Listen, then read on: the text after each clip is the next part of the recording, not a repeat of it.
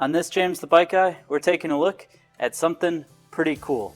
This is the Trek Madone RSL, which stands for Race Shop Limited. So this is Trek's aerodynamic road bike, and the RSL means that this particular one is in an H1 fit, meaning it's got their shortest head tube on the bike, and that allows for kind of the most aerodynamic and performance-like position.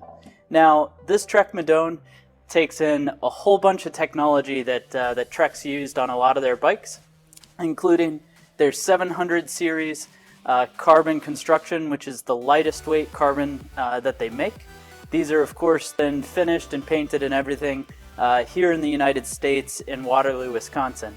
But they use some hybrid style shapes as far as the Aero shapes are concerned on the bike. And these particular shapes use both their camtail technology as well as some more traditional airfoils. Now, it's got some beautiful integrated seat and chain stays back here. Just the junction coming up to the seat tube is really neat, and that's because this actually runs a ISO-speed decoupler. And what an ISO-speed decoupler is actually it allows the seat mast, this part here, to pivot on two bearings right there, allowing for a much softer riding Aero road bike. So the Madone is really one that you don't compromise the comfort just to have the aerodynamics. Now, when we were talking about the head tube here does actually run fully integrated cable routing. You can actually see it comes in right here, so it comes through the handlebar right through the frame, and it uses a 1.5 to 1.1 steer tube, as well as it's got these really cool vector wings that are on the side. I don't know if you can see that there. Those actually open up and deploy when you pull the brake on the front, because the brake is, of course, integrated into our front fork.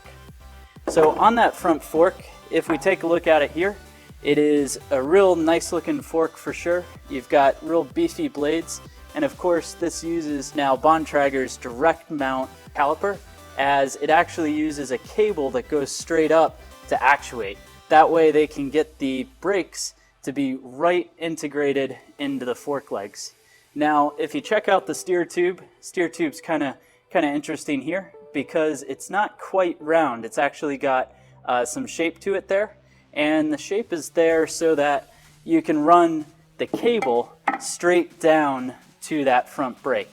Now, next up, we've got our seat post here. This seat post actually slides right into the frame.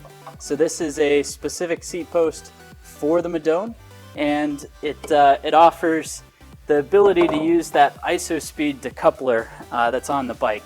So that's a really neat thing.